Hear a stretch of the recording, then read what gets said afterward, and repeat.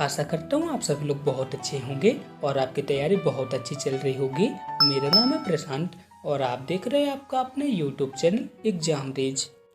दोस्तों आज के इस वीडियो पे अपन डिस्कस करने वाले हैं भाभा एटॉमिक रिसर्च सेंटर यानी कि BARC में कंडक्ट कराए जाने वाले एग्जाम वर्क असिस्टेंट के एडवांस टेस्ट का एक्सपेक्टेड मॉडल पेपर। आप सभी लोग को पता होगा कि वर्क असिस्टेंट के प्रीलिम टेस्ट का रिजल्ट आ चुका है और आपका एडवांस टेस्ट कुछ ही दिनों पे कंडक्ट होने वाला है। इसीलिए मैं आपके लिए एडवांस टेस्ट का मॉडल पेपर लेके आया हूँ। इसको देख के आप सभी लोग को पता चल जाएगा कि आपके एडवांस टेस्ट पे कैसे क्वेश्चन आते हैं, कितने क्वेश्चन आते हैं और किस किस टॉपिक से क्वेश्चन पूछे जाते हैं। दोस्तों एडवांस टेस्ट का जो पेपर होता है 150 मार्क्स का होता है। इन क्वेश्चन को सॉल्व करने के लिए आपको 120 मिनट की टाइमिंग दी जाती है। यहाँ पे 50 क्वेश्चन पूछे जाते हैं। एडवांस टेस्ट पे कितने क्वेश्चन पूछे जाते हैं? 50 क्वेश्चन पूछे जाते हैं, जिसपे मैथ के 15 क्वेश्चन पूछे जाते हैं, साइंस के 15 क्वेश्चन पूछे जाते हैं, इंग्लिश के 10 क्वेश्चन और जीके और करंट अफेयर के 10 क्वेश्चन यहाँ पे पूछे जाते हैं। इस तरह से 50 क्वेश्चन 150 मार्क्स के रहते हैं।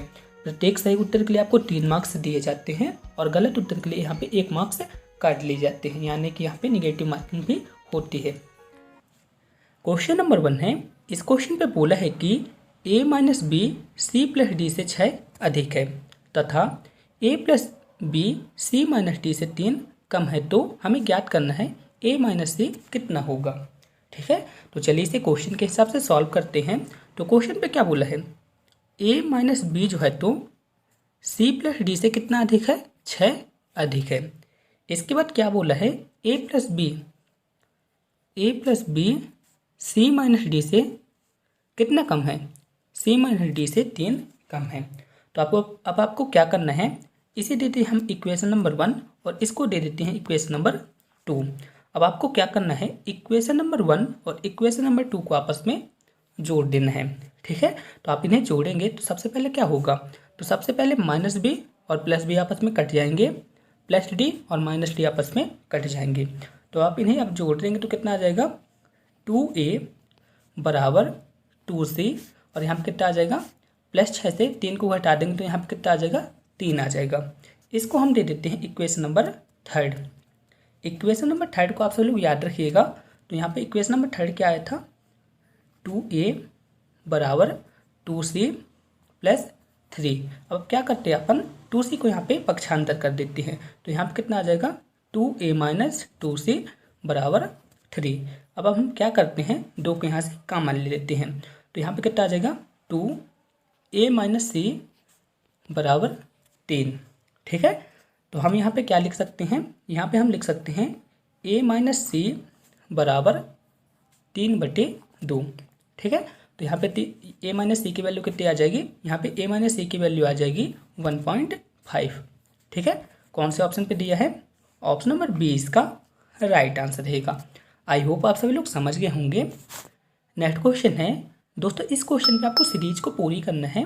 जैसे यहाँ पे क्या है? 21, 3 सच दैट 574 और यहाँ पे क्वेश्चन मार्क के स्थान पे यहाँ पे क्या आएगा आपको ज्ञात करना है। दोस्तों इस क्वेश्चन को सॉल्व करने के लिए मैं आपको 10 सेकंड की टाइमिंग देता हूँ। आप सब लोग इसे सॉल्व कीजिएगा। आई होप आप सब लोग इसे सॉल्व कर दिए होंगे। बहुत ही इजी क्वेश्चन है। यदि आप इन्हें ओपन माइंडेड सॉल्व कर रहे हैं तो आप सब लोग इसे सॉल्व कर लिए होंगे। तो आप सब लोग देख पा रहे होंगे कि यदि हम 21 में अपन क्या करते हैं? 7 का भाग दे देते हैं तो कितना आ जाता है? 3 आ जाता है, जैसे यहाँ पे लिख दिया गया है। इसी तरह से यदि हम 574 में क्या करते हैं? 7 का भाग दे देते हैं तो यहाँ पे कितना आ जाएगा? 574 में जब हम 7 का भाग देंगे तो कितना आ जाएगा? 82 आ जाएगा। तो बस क्वेश्चन मार्क के स्थान पे क्या आ जाएगा? 82 आ जाएगा। ऑप्शन नंबर ए इसका राइट आंसर रहेगा। नेक्स्ट क्वेश्चन है। इस क्वेश्चन पे बोला गया है कि 24 लड़के तथा उनके शिक्षक की औसत आयु कितनी है? 15 वर्ष है। यदि शिक्षक की आयु को हटा दिया जाता है तो उनकी औसत आयु में 1 वर्ष की कमी हो जाती है। तो हमें शिक्षक की आयु को ज्ञात करना है। बहुत ही इजी क्वेश्चन है और लगभग सभी एग्जाम पे पूछा जाता है। तो चलिए इस क्वेश्चन को सॉल्व करते हैं। तो दोस्तों सबसे पहले मैं यहाँ पे लिख देता हूँ। यहाँ पे मैं लड़कों को क्या लिखूंगा? स्टूडेंट लिखूंगा और शिक्षक को यहाँ पे मैं टीचर से डिनोट करूंगा। तो इतना आप सब लोग समझ जाइएगा। तो जैसे यहाँ पे 24 लड़के तथा उनके शिक्षक, तो हमने यहाँ पे स्टूडेंट यहाँ पे कितने हैं? 24 हैं और टीचर कितना है? 1 है। तो स्टूडेंट प्लस टीचर यानी कि इन दोनों का टोटल कितना होगा, इन दोनों का टोटल हो जाएगा 25। और इनकी औसत आयु कितनी है, इनकी औसत आयु दी गई है 15 वर्ष। यदि हम स्टूडेंट प्लस टीचर की कुल आयु निकालते हैं, यदि हम स्टूडेंट प्लस टीचर की कुल आयु निकालते हैं तो यहाँ पे कितना आ जाएगा, हम यहाँ पे कुल आयु निकाल रहे हैं। तो टोटल स्टूडेंट और टीचर कितने थे, 15 थे, और औसत आयु कितनी है, 15 वर्ष है। तो अब आपको क्या करना है, 25 और 15 को आपस में गुणा करा देना है। तो स्टूडेंट प्लस टीचर इसकी कुल आयु कितनी आ जाएगी, 375 वर्ष। ठीक है। इसी तरह से क्वेश्चन पे क्या बोला है, यदि शिक्षक की आयु को हटा देते हैं, यानी कि अब यहाँ से हम टीचर की आयु को हटा देते हैं तो उनकी औसत आयु में 1 वर्ष की कमी हो जाती है। तो अब हम यहाँ पे क्या लिखेंगे, शिक्षक यानी कि टीचर की आयु को हटा देने पर कुल आयु, यदि हम शिक्षक की आयु को हटा देते हैं तो यहाँ पे कुल आयु कितनी होगी, तो यहाँ पे स्टूडेंट कितने थे, 24 थे, 24 थे ना। यदि हम टीचर की आयु को हटा देते हैं तो औसत में कितनी की कमी आ जाती है, औसत में 1 की कमी आ जाती है। ठीक है ना, क्वेश्चन पे तो यही बोल रहा है, आप सभी लोग देख सकते हैं। तो यहाँ पे कितना आ जाएगा, यदि आप 24 में 14 का गुणा करा देंगे तो कितना आ जाएगा, यदि आप 24 में 14 का गुणा करा देंगे तो यहाँ पे आ जाएगा 336 वर्ष। ठीक है, इतना आप सब लोग समझ गए होंगे। क्वेश्चन पे जैसा बोला हमने उसी तरह से सॉल्व किया है। क्वेश्चन पे क्या बोला था, 24 लड़के तथा उनके शिक्षक की औसत आयु कितनी है, 15 वर्ष है। तो अब आप सभी लोग बताएं, 24 लड़के हैं और एक शिक्षक है, तो इन दोनों को आपस में जोड़ देंगे तो कितना हो जाएगा, 25 हो जाएगा। और इनकी औसत आयु कितनी थी, 15 थी। यदि हम इनकी टोटल आयु ज्ञात करना चाहते हैं तो 25 और 15 का आपस में गुणा करा देंगे तो यहाँ पे कितना आ जाएगा, 375 वर्ष आ जाएगा। इसे हम दे देते इक्वेशन नंबर 1। ठीक है, इसके बाद क्या बोला है, यदि शिक्षक की आयु को हटा दिया जाता है। अब हम यहाँ पे लिख दिए हैं शिक्षक की आयु को हटा देने पर। ठीक है, तो कुल आयु कितनी होगी, यदि हम शिक्षक की आयु को हटा देते हैं तो कुल आयु कितनी होगी, तो स्टूडेंट कितने थे, 24 थे।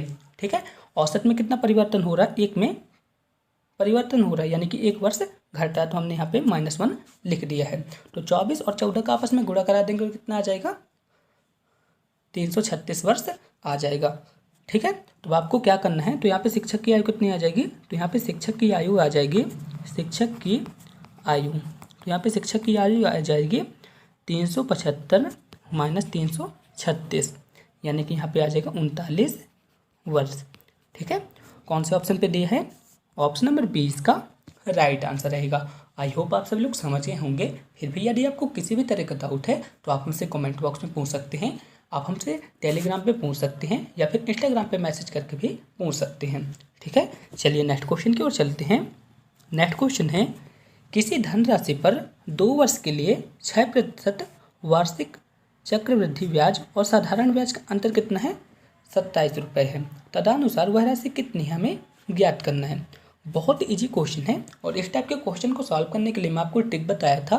ट्रिक क्या थी, जब भी इस टाइप का क्वेश्चन आता है जिसपे चक्रवृद्धि ब्याज और साधारण ब्याज में अंतर दिया रहता है तो उसके लिए एक फार्मूला था। फार्मूला क्या था, चक्रवृद्धि ब्याज को अपन क्या लिखते हैं, CI लिख देते हैं, और साधारण ब्याज को अपन क्या लिखते हैं, SI लिखते हैं। तो हम यहाँ पे लिखेंगे चक्रवृद्धि ब्याज और साधारण ब्याज में अंतर कितना है, 27 है, यहाँ पे 27 ना। और फार्मूला क्या था, फार्मूला था P R के ऊपर क्या रहेगा, T रहेगा, R की पावर T बटे 10,000। ये एक फार्मूला है, इसकी मदद से आप इन सभी क्वेश्चन को सॉल्व कर सकेंगे। ठीक है, जब भी इस टाइप का क्वेश्चन आता है जिसपे चक्रवृद्धि ब्याज और साधारण ब्याज में अंतर दिया रहता है तब उसमें इस तरह का फार्मूला का यूज करते हैं। ठीक है, तो यहाँ पे अंतर कितना है, यहाँ पे अंतर 27 दिया हुआ है, तो बस आप वैल्यू पुट कर दीजिए। तो P की जगह यहाँ पे आप क्या पुट करेंगे, P हमें ज्ञात करना है। क्वेश्चन पे तो यही बोला ना, वह राशि ज्ञात करना है, तो हमें यहाँ पे क्या ज्ञात करना है, P की वैल्यू को हमें ज्ञात करना है। ठीक है, और R मतलब क्या होगा, R मतलब हो गया यहाँ पे दर, और T मतलब क्या हो गया, समय। ठीक है, इतना तो आप सब लोग जानते ही होंगे। तो चलिए इसे सॉल्व कर देते हैं। तो यहाँ पे अंतर कितना था, CI और SI का अंतर कितना है, 27 था। P हमें ज्ञात करना है, दर यहाँ पे कितनी है, दर यहाँ पे 6% है। ठीक है, और समय कितना है, समय 2 वर्ष है। ठीक है, बटे में अपन क्या करते हैं, 10,000 लिख देते हैं। ठीक है, बस आप इसे सॉल्व कर दीजिए, आंसर आ जाएगा। तो चलिए इसे सॉल्व करते हैं। तो अपन क्या करते हैं, थोड़ा सा इसे विस्तार करके लिख देते हैं।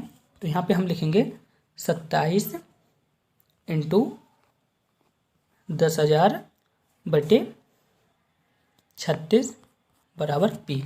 ठीक है, तो अब इसे सॉल्व कर दीजिए, बस आंसर आ जाएगा। ठीक है, 9 तिक 27, 9 चौको 36। ठीक है, यहाँ पे कितना आ जाएगा, 4 एकम 4, 25 चौको 100 और यहाँ पे डबल जीरो आ जाएगा। अब आपको क्या करना है, 3 और 25 को आपस में गुणा करा देंगे तो यहाँ पे कितना आ जाएगा, 75 रुपये जो है तो मूलधन आ जाएगा। इस तरह से वह राशि कितनी थी, 7500 रुपये थे। ऑप्शन नंबर 3 इसका राइट आंसर रहेगा। दोस्तों मैं आपको फार्मूला फिर से बता देता हूँ। फार्मूला क्या था, फार्मूला था CI माइनस SI बराबर PR/T बटे 10,000। इस फार्मूले को आप सब लोग नोट कर लीजिएगा, बहुत इंपॉर्टेंट फार्मूला है। चलिए नेक्स्ट क्वेश्चन की ओर चलते हैं। नेक्स्ट क्वेश्चन है, किसी परीक्षा में एक परीक्षार्थी 30% अंक मिले। ठीक है, क्वेश्चन पे क्या बोला है, एक परीक्षा में एक विद्यार्थी था जिसे 30% अंक मिले और वह 25 अंकों से फेल हो गया, तथा उसी परीक्षा में एक अन्य विद्यार्थी को 40% अंक प्राप्त हुए तथा वह 25 अंक अधिक प्राप्त किया। तो परीक्षा में अधिकतम अंक कितना था, हमें ज्ञात करना है। तो चलिए इस क्वेश्चन को सॉल्व करते हैं। तो क्वेश्चन पे क्या बोल रहे हैं, हमें क्या ज्ञात करना है, अधिकतम अंक ज्ञात करना है। तो हमने मान लिया कि वह अधिकतम अंक x था। ठीक है, जिसपे एक विद्यार्थी क्या होता है, 30% अंक प्राप्त करता है जिससे वह 25 अंकों से फेल हो जाता है, तथा एक अन्य विद्यार्थी 40% अंक प्राप्त करता है और 25 अंकों से फेल हो जाता है। तो हम यहाँ पे क्या लिखेंगे, x का 40% माइनस x का 30% बराबर, यहाँ पे कितने कितने अंकों से पास फेल हो रहे हैं, एक 25 अंकों से फेल हो रहा है और एक 25 अंक एक्स्ट्रा पा रहा है। ठीक है, बराबर की उस तरफ लिखेंगे, आप सब लोग ध्यान रखिएगा। ठीक है, क्वेश्चन पे क्या बोला था, हमें अधिकतम अंक ज्ञात करना था। तो हमने अधिकतम अंकों को क्या मान लिया, x मान लिया। ठीक है, तो एक विद्यार्थी क्या था, 40% अंक प्राप्त कर रहा था और 25 अंक एक्स्ट्रा पा रहा था, तथा दूसरा विद्यार्थी था जो 30% अंक प्राप्त कर रहा था, जो 25 नंबर से फेल हो रहा था। ठीक है, तो बस आप सभी लोग इसे देख लीजिएगा। तो अब हम यहाँ पे क्या लिखेंगे, यहाँ पे हम लिख दिया x का 40% माइनस x का 30%, 25 और 25 आपस में जुड़ जाएंगे तो कितना हो जाएगा, 50 हो जाएगा। अब आप सब लोग क्या करना है, इसको आपस में घटा देना है। तो यहाँ पे कितना आ जाएगा, x का 10%, इतना ही ना आएगा, 40% से आप 30% को घटाएंगे तो 10% आ जाएगा। ठीक है, बराबर यहाँ पे कितना है, 50 है यहाँ पे। ठीक है, तो बस आप इसे सॉल्व कर दीजिए। का मतलब क्या होता है, का मतलब होता है गुणा। तो 10/100 यहाँ पे आ जाएगा और यहाँ पे 500 तो 50 तो है ही। तो बस आप इसे सॉल्व कर दीजिए, आंसर आ जाएगा। तो यहाँ पे आ जाएगा x बराबर 50 इंटू 100/10, एक जीरो से एक जीरो कट गया तो x की वैल्यू कितनी आ जाएगी, x की वैल्यू यहाँ पे आ जाएगी 50। ठीक है, कौन से ऑप्शन पे दिया है, ऑप्शन नंबर 3 इसका राइट आंसर रहा। दोस्तों आप सब लोग से एक छोटी सी रिक्वेस्ट है, यदि आप इस चैनल पे पहली बार आए हैं तो प्लीज़ आप इस चैनल को सब्सक्राइब करें, साथ ही साथ बेल आइकन को भी ज़रूर प्रेस करें, ताकि जब भी मैं नेक्स्ट वीडियो अपलोड करूं तो उसका नोटिफिकेशन आप तक सबसे पहले पहुंच सके। चलिए नेक्स्ट क्वेश्चन की ओर चलते हैं। दोस्तों मैं आपको बता दूं, वर्क असिस्टेंट के एडवांस टेस्ट पे हूबहू ऐसे ही क्वेश्चन आएंगे, एकदम बेसिक क्वेश्चन आते हैं और आपको इसी तरह पढ़ के जानना है। चलिए नेक्स्ट क्वेश्चन की ओर चलते हैं। नेक्स्ट क्वेश्चन है, यदि किसी वस्तु को 6% तथा 4% लाभ पर बेचने से विक्रय मूल्य में अंतर कितना है, 3 रुपये है। तो हमें क्या करना है, क्रय मूल्य ज्ञात करना है। तो चलिए इस क्वेश्चन को सॉल्व करते हैं। तो दोस्तों जब भी ऐसी कंडीशन आती है, ठीक है, कैसी कंडीशन आती है जिसपे 2 बार लाभ दिया रहता है, तो अपन क्या करते हैं, यहाँ पे प्रॉफिट हो रहा है ना 2 बार, प्रॉफिट और प्रॉफिट 2 बार हो रहा है, तो जब भी 2 बार प्रॉफिट दिया रहता है ना, उनको आपस में घटा देते हैं और जो भी अंतर रहता है विक्रय मूल्य में अंतर को बराबर इस तरफ लिख देते हैं। तो यहाँ पे अंतर कितना आ रहा है, यहाँ पे अंतर आ रहा है 3। तो यहाँ पे पहला प्रॉफिट कितना था, यहाँ पे पहला प्रॉफिट है 6% का और दूसरा प्रॉफिट कितना था 4% का, और अंतर यहाँ पे कितना आ रहा है, 3 आ रहा है। तो 6% से आप 4% को हटा देंगे तो यहाँ पे कितना आ जाएगा, 2% की वैल्यू यहाँ पे कितनी आ गई, 3 आ गई। ठीक है, अब आपको क्या करना है, क्रय मूल आपको ज्ञात करना है, और क्रय मूल हमेशा कितना होता है, अपने आप का 100% के बराबर होता है। अब आपको क्या करना है, यहाँ पे 2% लिखना और यहाँ पे 3 लिखा है, सॉरी यहाँ पे 2% लिखना, इसको आप 100% बनाना है। तो आपको इसे 100% बनाने के लिए किसका मल्टीप्लाई करना पड़ेगा, आप सभी लोग सोचिए।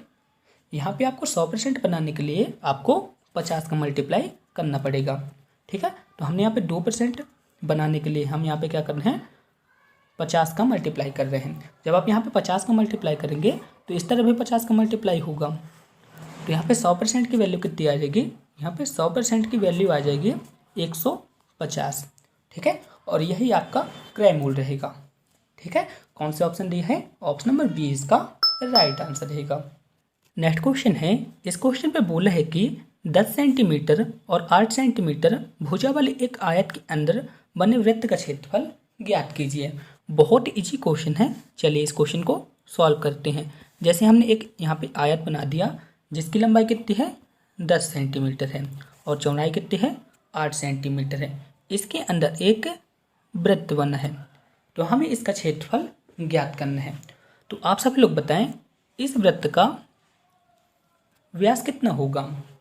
तो सबसे पहले आप सभी लोग यही बता दीजिएगा कि इस वृत्त का व्यास आयत की लंबाई के बराबर होगा या आयत की चौड़ाई के बराबर होगा। तो आपका आंसर क्या रहेगा, जो वृत्त का व्यास रहेगा, इस वाले वृत्त का जो व्यास रहेगा इस तरह से, इसका व्यास जो है तो आयत की चौड़ाई के बराबर रहेगा। तो हम यहाँ पे लिख देते हैं वृत्त का व्यास बराबर आयत की चौड़ाई के बराबर रहेगा।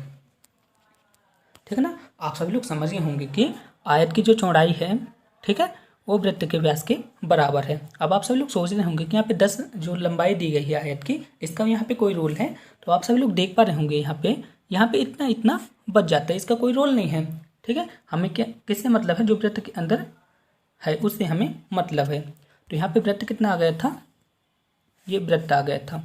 इसका व्यास कितना था, इसका व्यास कितना था, व्यास था यहाँ पे अपना 8 सेंटीमीटर। तो आप सब लोग बताएं इसकी त्रिज्या कितनी आ जाएगी, इसकी त्रिज्या आ जाएगी, व्यास का आधा क्या होता है, त्रिज्या होती है। तो व्यास कितना था, 8 था, तो यहाँ पे त्रिज्या कितनी आ जाएगी, 4 आ जाएगी। ठीक है, आप सब लोग याद रखिएगा त्रिज्या कितनी आ गई, त्रिज्या अपने यहाँ पे आ गई 4 सेंटीमीटर।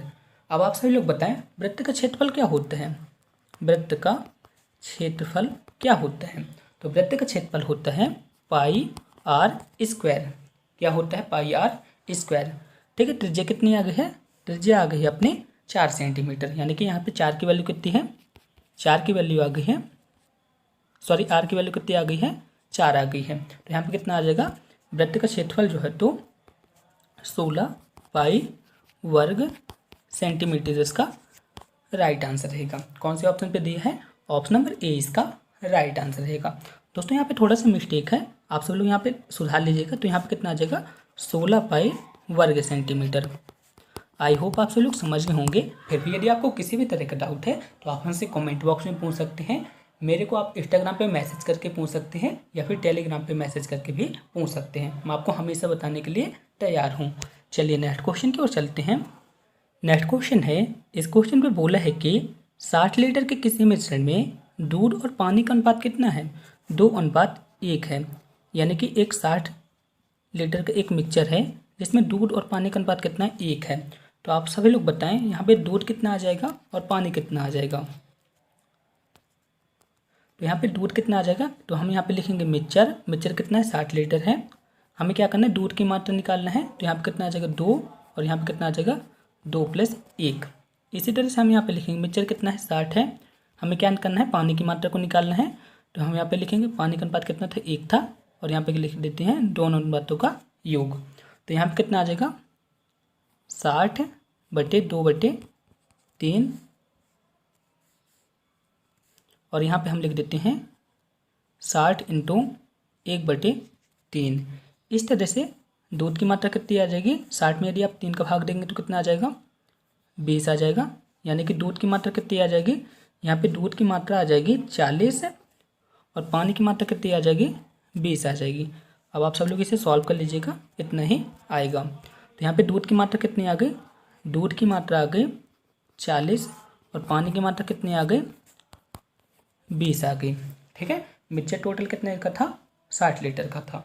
ठीक है, जिसमें 40 लीटर दूध है और 20 लीटर पानी है। इतना आप सभी लोग समझ गए ना।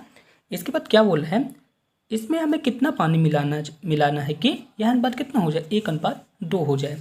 तो क्वेश्चन पे क्या मिलाने के लिए बोल रहा है, पानी मिलाने के लिए बोल रहा है। ठीक है, जब हम पानी मिलाएंगे तो दूध तो सेम ही रहेगा, तो हम यहाँ पे क्या लिखेंगे, 40/20 + x। क्वेश्चन पे क्या बोल रहा है, पानी मिलाने के लिए बोल रहा है, और पानी कितना यहाँ पे 20 है, और अधिक पानी मिलाने के लिए यहाँ पे बोल रहे हैं। तो अनुपात यहाँ पे कितना हो जाता है, 1:2 हो जाता है। क्वेश्चन पे यही दिया गया है। तो बस आप इसे सॉल्व कर दीजिए, आंसर आ जाएगा। तो आप इसे यहाँ पे तिर्यक गुणा करा देंगे तो यहाँ पे कितना आ जाएगा, 20 + x, और यहाँ पे कितना आ जाएगा, 80 आ जाएगा। तो x की वैल्यू यहाँ पे कितनी आ जाएगी, 80 - 20, तो यहाँ पे x की वैल्यू आ जाएगी 60। ठीक है, कौन से ऑप्शन पे दिया है, ऑप्शन नंबर डी इसका राइट आंसर रहेगा। ठीक है, कौन सा ऑप्शन रहेगा, ऑप्शन नंबर डी इसका राइट आंसर रहा। नेक्स्ट क्वेश्चन है, इस क्वेश्चन पे बोला है कि 1000 में से वह छोटी से छोटी संख्या कौन सी घटाई जाए ताकि परिणामी एक पूर्ण वर्ग संख्या हो। बहुत इंपॉर्टेंट क्वेश्चन है और इस टाइप के क्वेश्चन आपके एग्जाम पे पूछे जाते हैं। तो चलिए इस क्वेश्चन को सॉल्व करते हैं। तो इस क्वेश्चन को भाग विधि द्वारा सॉल्व करना पड़ेगा। तो हम यहाँ पे लिखेंगे 1000, इसके हम पेयर बना लेते हैं। तो यहाँ पे 3 का भाग जाएगा, तो यहाँ पे कितना आ जाएगा, 3 × 9, हम यहाँ पे लिख देते हैं।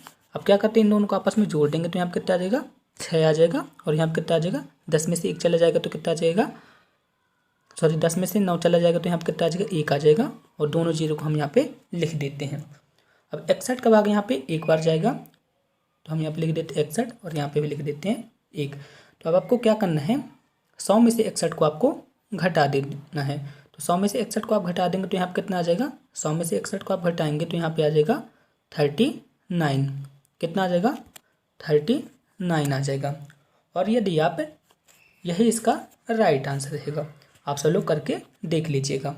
ठीक है, अब आपको चेक कराने के लिए मैं आपको दिखा देता हूँ। यदि आप 1000 में से 39 को घटाते हैं तो यहाँ पे कितना आता है, 961 आता है, जो किसका वर्ग है, आप सभी लोग बताएं।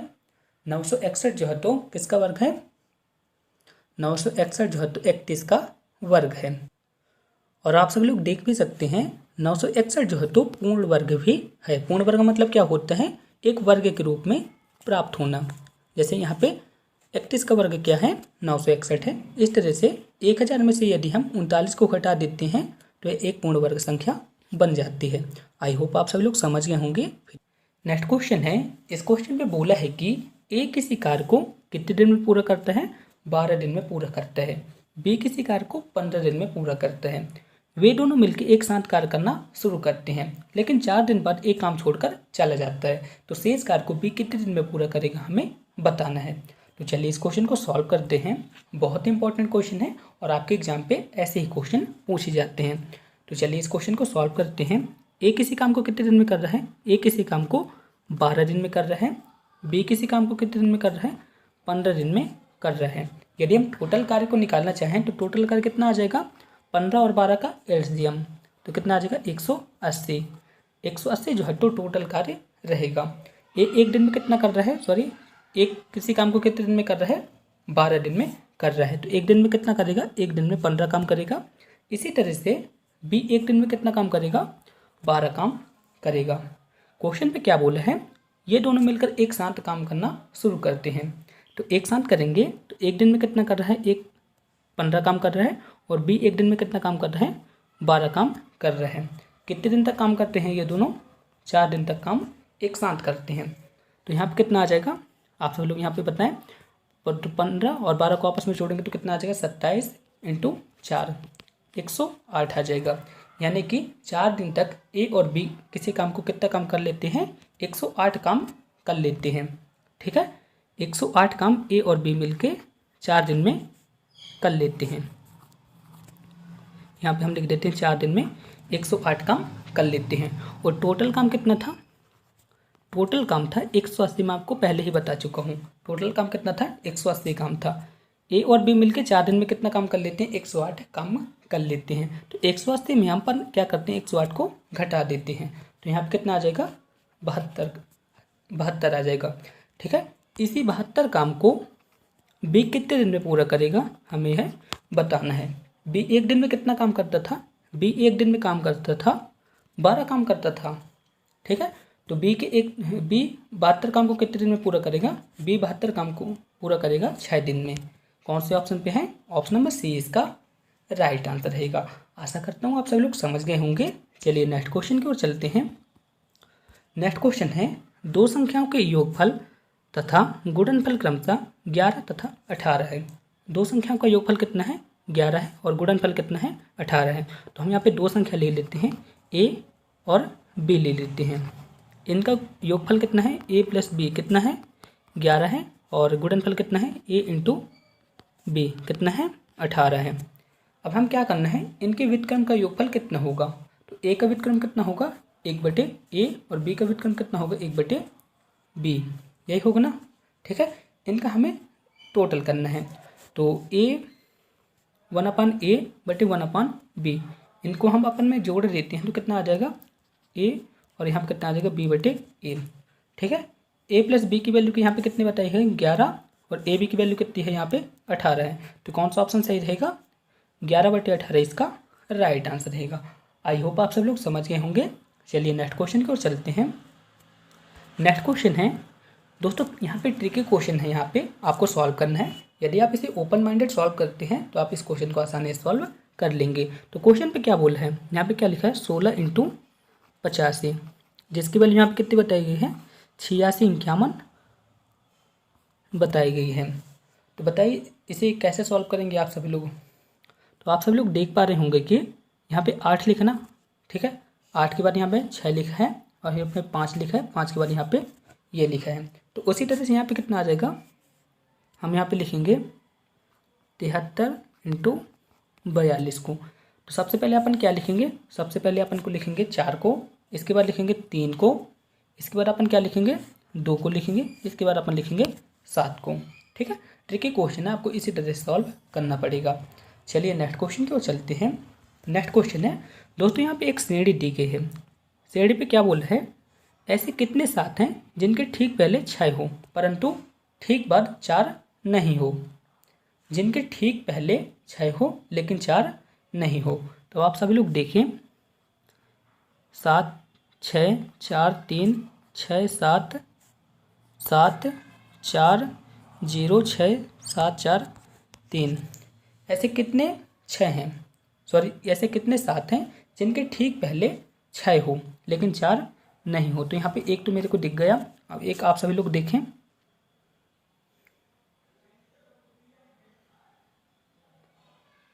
तो यहाँ पे सिर्फ एक ही है। ठीक है, ऑप्शन नंबर ए इसका राइट आंसर रहेगा। इसमें आप सभी लोग देख पा रहे होंगे कि 7 के पहले ठीक 6 है लेकिन इसके बाद 4 नहीं है, तो ऑप्शन नंबर ए इसका राइट आंसर रहेगा। आप सब लोग इसे चेक कर सकते हैं। चलिए नेक्स्ट क्वेश्चन की ओर चलते हैं। नेक्स्ट क्वेश्चन है, यदि किसी टैंक के 1/3 भरे होने पर 80 लीटर पानी आता है तो उसके आधे भरे होने पर कितना पानी आएगा। एक टैंक है जिसके 1/3 भाग भरे होने पर कितना पानी आता है, 80 लीटर पानी आता है। 1/3 भाग भरा रहता है तो 80 लीटर पानी आता है। ठीक है, तो एक भाग में कितना पानी आएगा आप सभी लोग बताएं। तो एक भाग में पानी आ जाएगा 80 × 3। ठीक है, तो यहाँ पे एक भाग में कितना पानी आ जाएगा, एक भाग में आ जाएगा 240 लीटर। ठीक है, अब क्वेश्चन पे क्या बोला, इसके आधा भरे होने पर कितना पानी आएगा। तो इसके आधा पानी भरना है अपने को। यहाँ पे एक भाग पूरा भाग है तो इसका अपन आधा कर देते हैं। तो 1/2 भाग बराबर 240 में अपन को क्या करना है, इसका आधा कर देना है। तो यहाँ पे कितना आ जाएगा, 120 लीटर। तो कौन सा ऑप्शन सही रहेगा, 120 लीटर पानी आएगा आधा भरे होने पर। चलिए नेक्स्ट क्वेश्चन की ओर चलते हैं। नेक्स्ट क्वेश्चन है, दो संख्याओं का लघुत्तम समवर्तक 225, महत्तम समवर्तक 5 है, एक संख्या 25 है तो दूसरी संख्या क्या होगी। बहुत इजी क्वेश्चन है, चलिए इस क्वेश्चन को सॉल्व करते हैं। तो दोस्तों आपको एक फॉर्मूला याद करना पड़ेगा। फॉर्मूला क्या है, पहली संख्या इंटू दूसरी संख्या बराबर लघुत्तम समवर्तक इंटू महत्तम समवर्तक। बस आप इसे याद कर लीजिए और इस क्वेश्चन को सॉल्व कर दीजिए, आंसर आ जाएगा। तो यहाँ पे पहली संख्या कितनी बताई गई, पहली संख्या यहाँ पे 25 है। दूसरी संख्या को अपने को याद करना है, लघुत्तम समवर्तक 225 है, महत्तम समवर्तक 5 है। तो बस आप इसे सॉल्व कर दीजिए, आंसर आ जाएगा। तो यहाँ पे दूसरी संख्या आ जाएगी, हम यहाँ पे लिखेंगे दूसरी संख्या कितनी आ जाएगी, 225 इंटू 5 बटे 25, 5 एकम 5, पचम 25, 5 एकम 5, 5 को 20, ठीक है, पचम 25। कौन सा रहेगा, ऑप्शन नंबर सी 45 इसका राइट आंसर रहेगा। यानी कि दूसरी संख्या कितनी है, 45। ऑप्शन नंबर सी इसका राइट आंसर रहेगा। दोस्तों अब साइंस के क्वेश्चन आ चुके हैं और आप सभी लोग को पता है कि एडवांस टेस्ट पे साइंस के लगभग 15 क्वेश्चन पूछे जाते हैं जो आपकी स्कोर के लिए बहुत ज़्यादा इंपॉर्टेंट है। तो चलिए साइंस के क्वेश्चन को भी सॉल्व करते हैं। तो साइंस का पहला क्वेश्चन है, निम्नलिखित में से किसे आत्महत्या के थैले के रूप में जाना जाता है। तो बताइए इस क्वेश्चन का राइट आंसर क्या होगा। बहुत ही इजी क्वेश्चन है और इसका राइट आंसर रहेगा लाइसोसोम। लाइसोसोम को आत्महत्या के थैले के रूप में जाना जाता है। दोस्तों आप सब लोग से एक छोटा सा क्वेश्चन है, आप सब लोग को बताना है कि कोशिका का पावर हाउस किसे कहा जाता है। क्वेश्चन क्या है, कोशिका का पावर हाउस किसे कहा जाता है। इसका आंसर आप हमें कमेंट बॉक्स में बताएंगे। चलिए नेक्स्ट क्वेश्चन की ओर चलते हैं। नेक्स्ट क्वेश्चन है, रेशम कीट की किस अवस्था में रेशम प्राप्त होता है। आपको बताना है कि जो रेशम का कीट होता है उसकी किस अवस्था में रेशम प्राप्त होता है। बहुत ही इंपॉर्टेंट क्वेश्चन है और प्रीवियस ईयर पे पूछा भी गया था। तो इसका राइट आंसर क्या होगा, कोकून अवस्था पर रेशम प्राप्त होता है। ठीक है, चलिए नेक्स्ट क्वेश्चन की ओर चलते हैं। नेक्स्ट क्वेश्चन है, निम्नलिखित में से कौन सा खनिज एल्युमिनियम का अयस्क है। तो इसका राइट आंसर क्या होगा, बॉक्साइट। बॉक्साइट जो है तो एल्युमिनियम का अयस्क है। नेक्स्ट क्वेश्चन है, हरगोविंद खुराना जी को किस क्षेत्र पे नोबेल पुरस्कार मिला है। आपको बताना है कि जो हरगोविंद खुराना जी थे उनको किस क्षेत्र पे नोबेल पुरस्कार मिला है। तो किस क्षेत्र पे मिला है, चिकित्सा विज्ञान के क्षेत्र पे नोबेल पुरस्कार मिला है। चलिए नेक्स्ट क्वेश्चन की ओर चलते हैं। ईसीजी का प्रयोग किसकी गतिविधि को दर्ज करने के लिए किया जाता है। तो ईसीजी का प्रयोग किसके लिए किया जाता है, हृदय की गतिविधि को ज्ञात करने के लिए किया जाता है। ठीक है, ऑप्शन नंबर 1 इसका राइट आंसर रहा। चलिए नेक्स्ट क्वेश्चन की ओर चलते हैं। नेक्स्ट क्वेश्चन है, भिन्न भिन्न द्रव्यमान के दो पत्थर एक भवन के एक शिखर से एक साथ गिराया जाता है तो क्या होता है। यहाँ पे दो पत्थर हैं, इसे एक भवन के सिरे से गिराया जाता है तो क्या होगा। तो जो दोनों पत्थर रहेंगे जमीन पर एक साथ पहुँचते हैं। यहाँ पे कौन सा नियम लागू होता है, संवेग संरक्षण का नियम लागू होता है, जिसकी वजह से दोनों पत्थर जमीन पर एक साथ पहुँचते हैं। ठीक है, ऑप्शन नंबर सी इसका राइट आंसर रहा। इस प्रैक्टिकल को आप सब लोग अपने घर पे कर भी सकते हैं। चलिए नेक्स्ट क्वेश्चन की ओर चलते हैं। नेक्स्ट क्वेश्चन है, इस क्वेश्चन में बोला है कि निम्नलिखित में से अश्रु गैस का घटक कौन सा है। आपको बताना है कि अश्रु गैस का घटक यहाँ पे कौन सा है। तो कौन सा है, क्लोरोफ्लेक्रिन जो है तो अश्रु गैस का घटक है। ऑप्शन नंबर डी इसका राइट आंसर रहा। नेक्स्ट क्वेश्चन है, इस क्वेश्चन पे बोला है कि भारत में मूंगफली का उत्पादक राज्य कौन सा है। तो बताइए इस क्वेश्चन का राइट आंसर क्या होगा। मोस्ट इंपॉर्टेंट क्वेश्चन है, आपने प्री के पेपर पे देखा ही होगा, इसी टाइप के क्वेश्चन पूछे गए थे। तो इसका राइट आंसर क्या होगा, मूंगफली उत्पादक राज्य है गुजरात। ऑप्शन नंबर बी इसका राइट आंसर रहेगा। और प्री के पेपर पे क्या पूछा गया था, भारत का ऐसा कौन सा राज्य है जहाँ कॉफी का उत्पादन होता है। तो कौन सा राज्य था, कर्नाटक। ठीक है, इतना आप सब लोग को याद रखना है। चलिए नेक्स्ट क्वेश्चन की ओर चलते हैं, लेकिन उससे पहले आपसे एक क्वेश्चन है। आप सब लोग बताएंगे कि भारत का ऐसा कौन सा राज्य है जहां तंबाकू सर्वाधिक उत्पादित होती है। इसका आंसर आप हमें कमेंट बॉक्स में बताएंगे। चलिए नेक्स्ट क्वेश्चन की ओर चलते हैं। नेक्स्ट क्वेश्चन है, वह क्रिया जिसके द्वारा धातु को अनुचुंबकीय बनाया जाता है क्या कहलाती है। आपको बताना है कि ऐसी वह क्रिया जिसमें धातु को अचुंबकीय बना जाता है तो वह क्रिया कौन सी कहलाती है। तो कौन सी कहला जाती है, डी मैग्नेजाइजेशन। ठीक, डी मैग्नेजाइजेशन कहलाती है। ऑप्शन नंबर बी इसका राइट आंसर रहेगा। नेक्स्ट क्वेश्चन है, क्षय रोग शरीर के किस अंग को प्रभावित करते हैं। आपको बताना है कि क्षय रोग यानी जिसे टीबी रोग भी कहते हैं किस अंग को प्रभावित करता है। तो किस अंग को प्रभावित करता है, फेफड़े को प्रभावित करता है। ऑप्शन नंबर बी इसका राइट आंसर रहा। नेक्स्ट क्वेश्चन है, एगमार्ग क्या है। आपको बताना है कि एगमार्ग क्या है।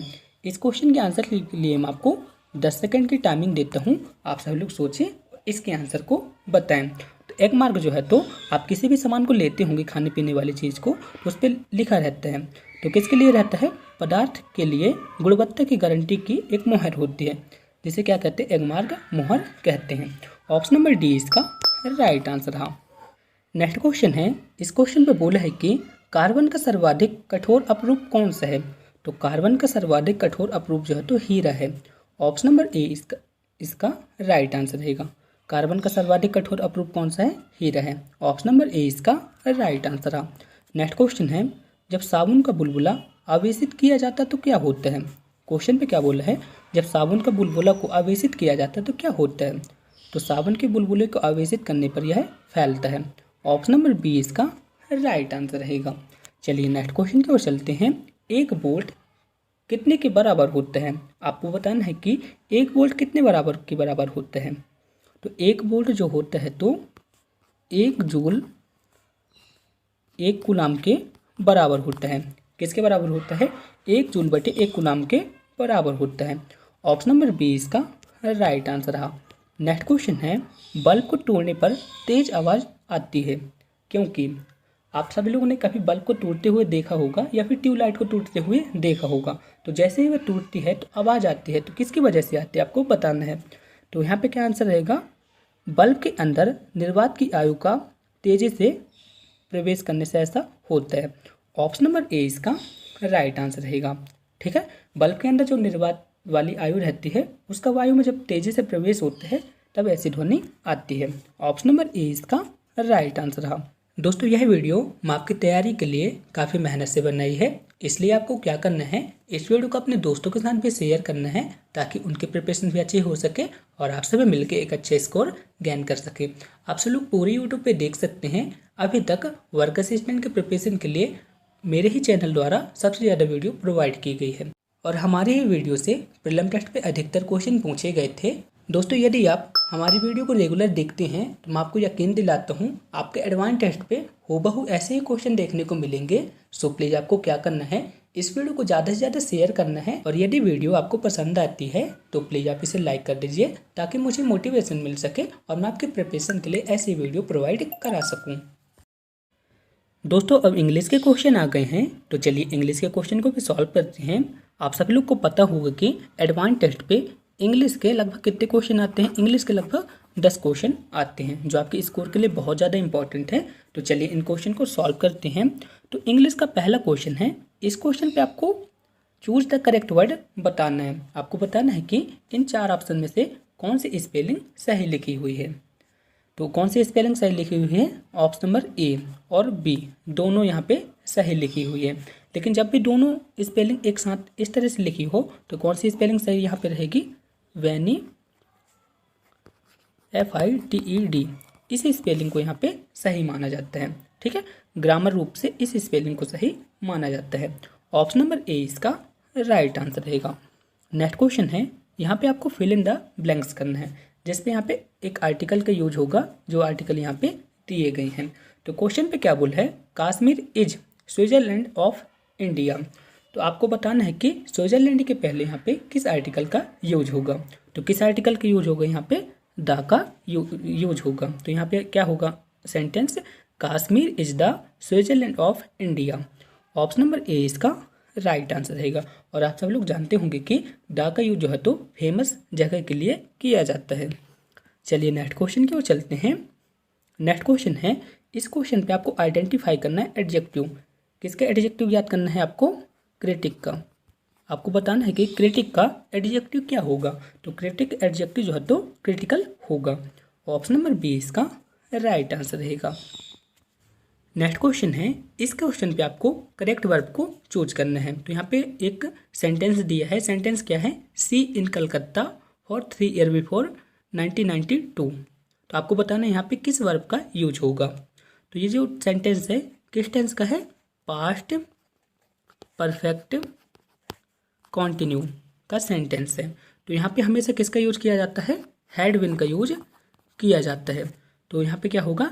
सी had been in Calcutta for 3 year before the year 1992। ठीक है, तो यहाँ पे किस वर्ब का यूज होगा? हैड बीन वर्ब का यूज होगा। ऑप्शन नंबर डी इसका राइट आंसर रहेगा। दोस्तों यहाँ पे मैंने एकदम बेसिक क्वेश्चन लिए हैं और आपके एग्जाम पे हूबहू ऐसे ही क्वेश्चन आएंगे। तो चलिए इन क्वेश्चन को भी सॉल्व करते हैं। नेक्स्ट क्वेश्चन है, इस क्वेश्चन पे आपको प्रेपोजिशन का यूज करना है। तो क्वेश्चन पे क्या बोला है, I am displeased you but I am not displeased your fun. तो आपको बताना है यहाँ पे किस प्रेपोजिशन का यूज होगा। तो यहाँ पे डिस्प्लेज्ड के बाद किसका यूज होगा, डिस्प्लेज्ड के बाद यहाँ पे बेट का यूज होगा। इसके बाद I am not displeased at your fun, तो यहाँ पे एट का यूज होगा। ठीक है, तो कौन सा ऑप्शन सही रहेगा, ऑप्शन नंबर बी इसका राइट आंसर रहेगा। इस तरह से आपको प्रेपोजिशन भी पढ़ना है। नेक्स्ट क्वेश्चन है, इस क्वेश्चन पे आपको वन वर्ड पे आंसर देना है। क्वेश्चन पे क्या बोला है, one who fights for the sake of money. आपको बताना है कि ऐसा कौन सा व्यक्ति है जो पैसे के लिए लड़ता है। तो इसका राइट आंसर क्या होगा, मसनरी। उसको क्या कहते हैं, मसनरी कहते हैं। ऑप्शन नंबर बी इसका राइट आंसर रहेगा। चलिए नेक्स्ट क्वेश्चन की ओर चलते हैं। आपको यहाँ पे सिनोनिम्स बताना है। बॉनी का सिनोनिम्स क्या होगा, आपको बताना है कि बॉनी का सिनोनिम्स क्या होगा। मैं यहाँ पे बॉनी की स्पेलिंग लिख देता हूँ, आपको बताना है कि इसका सिनोनिम्स क्या होता है। तो बॉनी मतलब होता है इनाम। आपको बताना है कि इनाम, इनाम का यहाँ पे सिनोनिम्स क्या है। तो इनाम का सिनोनिम्स यहाँ पे क्या है, गिफ्ट है। यानी कि बॉनी का सिनोनिम्स यहाँ पे क्या हुआ, गिफ्ट हुआ। चलिए नेक्स्ट क्वेश्चन की ओर चलते हैं। यहाँ पे आपको कंजक्शन का यूज करना है। आपने इस क्वेश्चन को काफ़ी बार देखा होगा और आपके एग्जाम पे भी पूछा जाएगा। क्वेश्चन पे क्या है, she was intelligent, she was poor. तो यहाँ पे किस कंजक्शन का यूज होगा, तो यहाँ पे होगा बट का। तो क्वेश्चन किस तरह से बनेगा, she was intelligent but she was poor. ठीक है, ऑप्शन नंबर बी इसका राइट आंसर रहा। नेक्स्ट क्वेश्चन है, ही इज इनोसेंट द क्राइम। आपको बताना है कि यहाँ पे किस प्रीपोजिशन का यूज होगा। तो यहाँ पे किसका यूज होगा, ऑन का यूज होगा। तो आंसर क्या बनेगा, he is innocent on the crime. Option number B इसका राइट आंसर रहा। दोस्तों यहाँ पे एक इडम्स आई है जो कि बहुत ही इंपॉर्टेंट है। तो क्वेश्चन पे क्या बोला है, टू फेस म्यूजिक। तो इस इडम्स का मतलब क्या होता है, इन ट्रेवल। ठीक है, ऑप्शन नंबर बी इसका राइट आंसर रहा। दोस्तों अब जी के करेंट अफेयर और जनरल स्टडी के क्वेश्चन आ चुके हैं। आप सभी लोग को पता होगा कि एडवांस टेस्ट पे लगभग 10 क्वेश्चन इनसे पूछे जाते हैं। तो चलिए इन क्वेश्चन को भी सॉल्व करते हैं। तो क्वेश्चन है पहला, महाराष्ट्र का सुकरात किसे कहा जाता है। आपको बताना है कि महाराष्ट्र का सुकरात किसे कहा जाता है। तो इसका राइट आंसर क्या होगा, महादेव गोविंद रनाडे जी को कहा जाता है। ऑप्शन नंबर ए इसका राइट आंसर रहेगा। चलिए नेक्स्ट क्वेश्चन की ओर चलते हैं। नेक्स्ट क्वेश्चन है, चंदेली नेशनल पार्क महाराष्ट्र के किस जिले पे है। बहुत ही इंपॉर्टेंट क्वेश्चन है। तो इसका राइट आंसर क्या होगा, ये तीनों, यानी कि सांगली पे भी स्थित है, कोल्हापुर पे भी स्थित है और सतारा पे भी स्थित है। तो ऑप्शन नंबर डी इसका राइट आंसर रहेगा। आपने प्री के पेपर पे भी देखा होगा, लगभग 4-5 क्वेश्चन महाराष्ट्र राज्य से रिलेटेड आए थे। तो मैंने यहाँ पे इसीलिए महाराष्ट्र से भी रिलेटेड क्वेश्चन को यहाँ इंक्लूड किया है। तो नेक्स्ट क्वेश्चन है, गेटवे ऑफ इंडिया का निर्माण किसके स्वागत के लिए किया गया था। तो किसके स्वागत के लिए किया गया था, पंचम किंग जॉर्ज और महारानी मैरी के लिए किया गया था। ऑप्शन नंबर डी इसका राइट आंसर रहा। नेक्स्ट क्वेश्चन है, और गेटवे ऑफ इंडिया कहाँ पे स्थित है, गेटवे ऑफ इंडिया जो है तो महाराष्ट्र के मुंबई पे स्थित है। और आरबीआई का मुख्यालय कहाँ पे स्थित है, मुंबई पे ही स्थित है।